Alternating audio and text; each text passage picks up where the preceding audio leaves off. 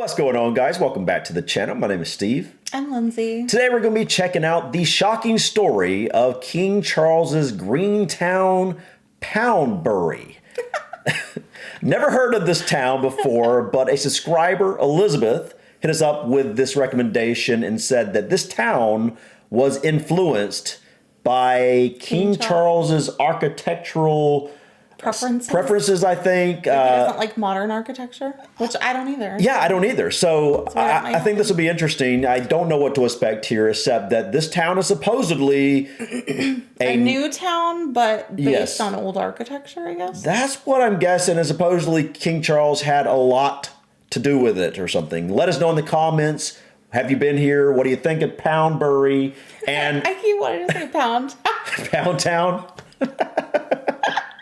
Yeah, so if I slip up and say that, just ignore. At first glance, you might think this town is centuries old, but all of this is completely new. Wow! Oh, wow! Charles built That's this big. new and green town that took everyone by surprise, showing all the critics that he is more than just a royal title. The town of Poundbury is a reflection of his vision for Britain. That is sustainability, insane. royalty, and beauty. But as we peel back the layers of this idyllic town, you'll learn why a lot of people didn't support Charles's vision for this town. A town with no people is not a town, but a deathly museum. Okay, wait, no one lives here? Hold on, wait. I want to... All right, hold on, guys. I want to see the beginning of this real quick again. That looks nice. There's cars. Right. Okay, I don't know. Maybe we're misunderstanding, but... I like the look of it. I do too. I think it looks very nice. People didn't support Charles's vision for this town. It all started back in 1980 when King Charles wrote a book called A Vision of Britain. This book delves into the prince's views on architecture in the United Kingdom, emphasizing the need to preserve the unique character of towns and cities while advocating for a review of existing planning laws. I totally agree with that. I 100% agree, because you guys have such beautiful older buildings. Unique architecture. And I love just the older architecture you guys have over there. We don't have that here, really. You know, we have some pretty buildings from time to time, but not on this scale. Right, and I love the idea of keeping the older architecture. I think the older architecture, when you build new, like in the same style. Right, because I think a lot of the modern architecture isn't nearly as beautiful as the older stuff. Yeah, I mean, it can be cool, but it doesn't fit with the older I know stuff. so much of the newer stuff is very boxy. It doesn't have as much character. And cold. Yes, yes. The older stuff has such character and beauty. It reflects his strong opinions against modernist architecture and his preference for traditional styles. When he wrote this popular book, critics said that such development concepts could not be practically implemented in today's society. The critics believed that the architectural style of this town was authoritarian and fantastical, something that was far from the practical reality. They advised the prince to focus on his charity polo matches rather than attempting to save the world of architecture, because, well, this is what critics do. They challenge you and discourage you to do something. Charles could have listened to them. However, he decided to take on the challenge and prove them wrong by establishing Poundbury and other successful neighborhoods throughout the UK. Oh, there's others? King Charles III has always been interested in architecture. He comes from history, studied history, loves history, and has spent his entire life living in and with historic buildings. That's right, true, However, a lot of people showed resistance towards King Charles when he wanted to start the project of Poundbury. Hugh Aldersey Williams, a well-known British critic and reporter, publicly criticized the Poundbury project when it was still in its early stages. He believed that the town of Poundbury was an embarrassing anachronism in recent times. What am I missing here? The town was even described as fake, heartless, authoritarian, and harsh cute by Andy Spain, an arch-daily blogger. But that didn't stop Charles from pursuing his dreams. Charles explained that when he set out on this venture, he wanted to break the mold of conventional housing development in the United Kingdom and create an attractive place for people to live and work. He believed that many people were against building this town, yet he managed to succeed despite the hurdles along the way. Obviously, Charles could not do this alone. He needed the right kind of support, so he hired the architect Léon Crier. Leon was born in Luxembourg and was known for his love of new urbanism. If you remember, we have mentioned this name in a familiar sense before. He was also one of our protagonists in the story of Cayala, a city built in Guatemala. Leon Crier soon became Charles's right hand and the project's master architect for Poundbury, a movement that opposed cities and towns being overcrowded with cars and automobiles. They were in favor of walkable towns and cities that integrate housing, business, retail, and green space. I love this idea, at least from what I hear so far. I'm having a hard time understanding why so many people seem to be upset about this. Maybe because they see it as being, oh, you're just a stick in the mud and you don't want to progress and expand your preferences and horizons. But to me, it's gotta be more than that. I mean, there's small towns, scattered throughout the UK, alongside the larger cities, right? Like, this is just seems like another smaller town, right? And it's just built with a different architectural style and is supposed to be more walkable and have a lot of green space and whatnot. And basically your necessities right there in one place. Yeah. I don't know, guys. What are we missing here? Because on the surface, without knowing any of the other details, like looking at this, I think it looks like an attractive place to live, honestly. I would rather live somewhere like this than one of those, what do you call them, like slapped together housing developments that are so cookie cutter and everything's all the same. And, right. Yeah. The newer architecture. Stuff with no character. Right. Yeah. More than that, Charles's goal was to provide sustainable housing to the people of the city. Some residents opened up about the housing within Poundbury, like Blake Holt, who is the chair of the Poundbury Residents Association. He said that both he and his neighbors buy into the ethos of building differently. In a 2014 piece in the Architectural Review, Charles stated that his goal was to build resilient, sustainable, and human-scale urban environments that are land efficient. He planned to reduce carbon materials in the environment. He also expressed dissatisfaction with the way British cities have been broken down into zones with shopping and commercial places identical to the housing zones they serve. That's why Poundbury's architects went out of their way to avoid such repetition.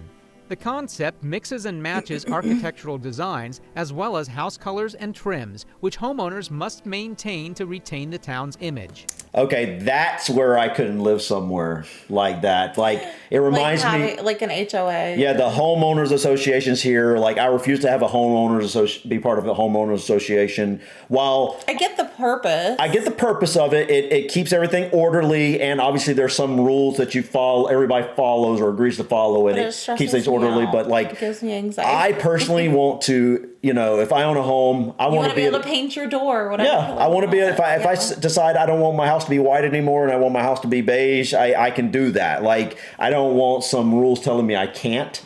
And so, like, that's where I couldn't live somewhere like that, because I'm not a fan of the sticklers of rules, so to speak. Yeah, like someone breathing down your neck because you haven't trimmed your hedges a certain way. Or, I don't know how it is here, but I'm guessing, like, you couldn't build that little deck if you wanted to. Even if you had the space, you probably can't have that outbuilding. Because it needs to look more uniform. Right. So while I see it looks beautiful, that would definitely be a part of it that I would not be able to deal with.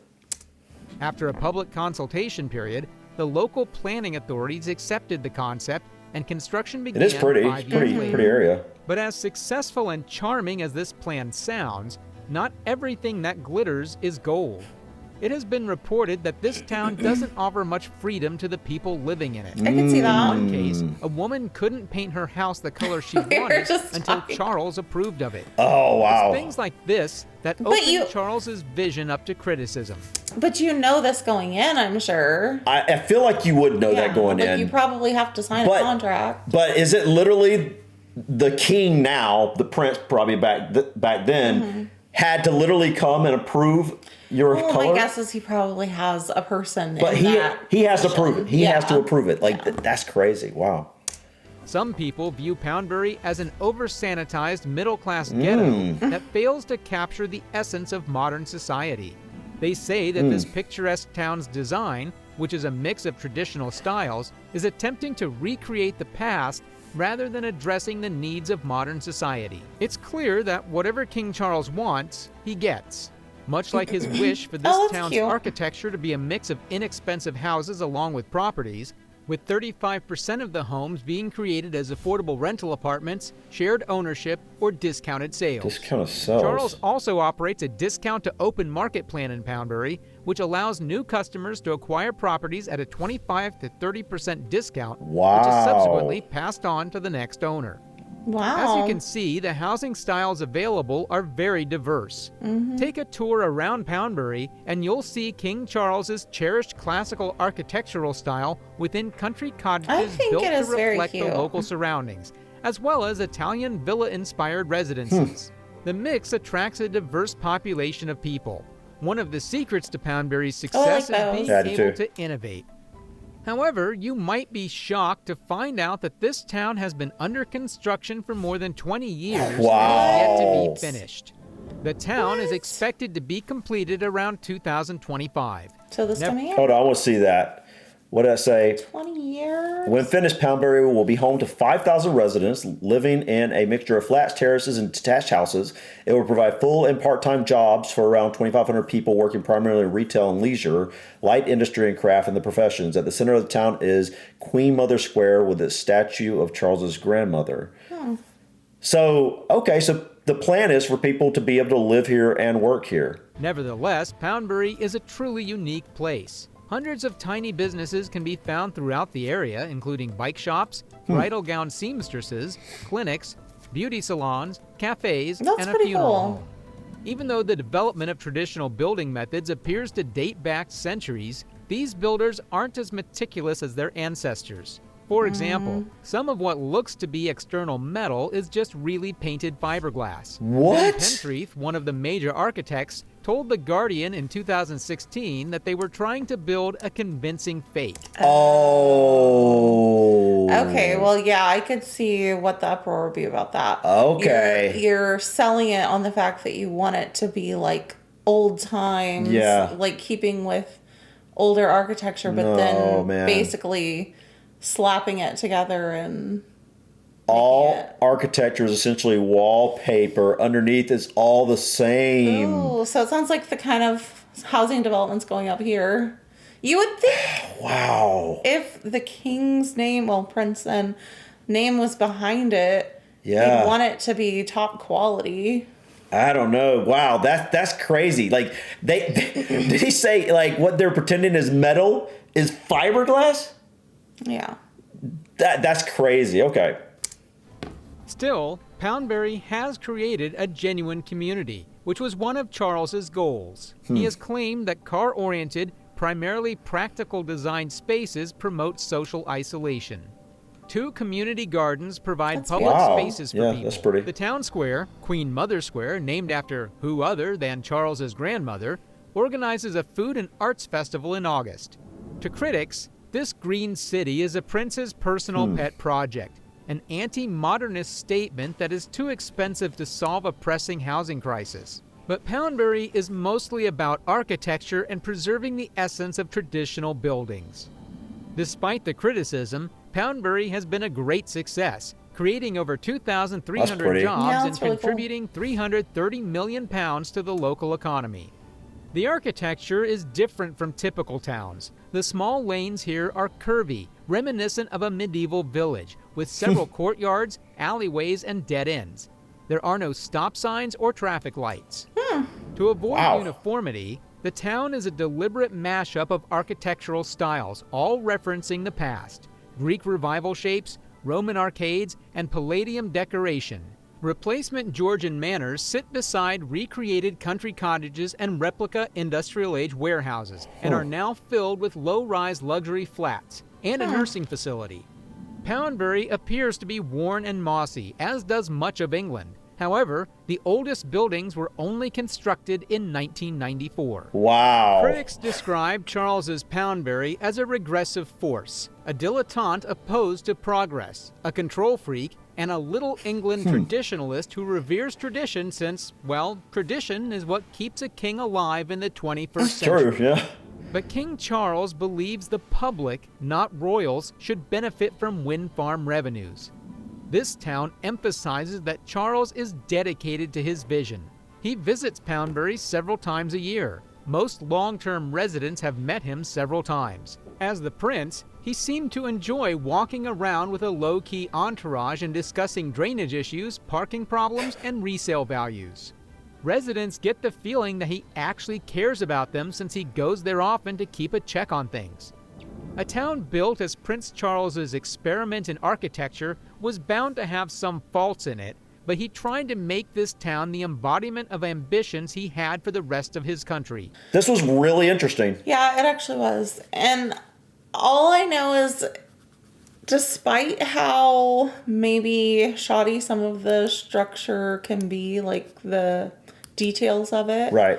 you can't say he's not dedicated to his Based off of vision. what we learned here. mean, he's spent, I don't know, was it 1983 when he first started talking about I think that's this? what they said, yeah. And so, like, you know, obviously we're hearing about this for the first time. Some of you may know a lot more about this than what we just learned here. But on the surface, to me, I think the architectural styles here are beautiful. Mm-hmm. I'm one that I personally like the older styles I do more than the too. newer stuff. Yeah. So, you know, if people are saying that we're not, you know, this is not advancing into the future, good. There's plenty of other Yes. spaces for you to do that if that's your style. Right. So I don't think there's anything wrong with creating spaces like this. that Right. I think it's honor great. the past. I didn't like what I heard about how, like, it seems like maybe it's not all it's cracked up to be. Maybe what they're building is sometimes possibly fake. The fiberglass instead of metal. What's that about? I wouldn't like that. Something else I liked about this was the fact of how there's a lot of curves in the road that keeps the traffic from going too fast. It's honestly, it's not only is it probably about keeping the whole town looking a certain way, but it's also a safety feature, honestly. It gives it character. Yeah. But I don't know. I would have to learn more about this to truly understand what I feel about this particular town. But on the surface, I like the design of it. I like the way the architecture is mixed together.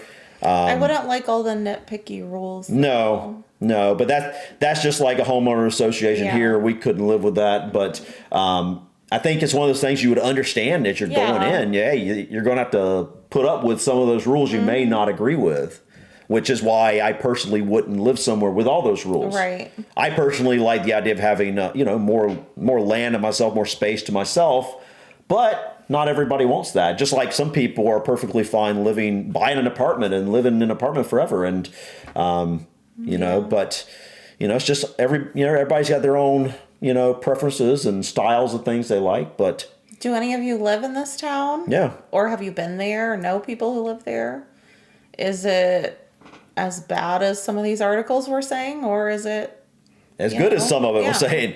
That's another thing that I really do like. I think you like this too. Again, I think the rules of the town would stop me from moving into somewhere like that. But on the surface, there would be something really cool about if you had the ability to be in a town like this, say, and you might have a car for when you like go out of longer town trip or or whatever, but something. like you could literally just have a bike and you could bike to your job, bike to the store, a bike to do all your extracurricular activities and your hobbies and things like that. You could bike to just see your friends and family, even if they lived in the same town. Like, there's something that's really cool about the ability to have access to everything you need or want really close by, to not needing a car. And I think one of the reasons that is so appealing to me, because I've never had anything close to that. Here in America, it's hard to come across something like that. I mean,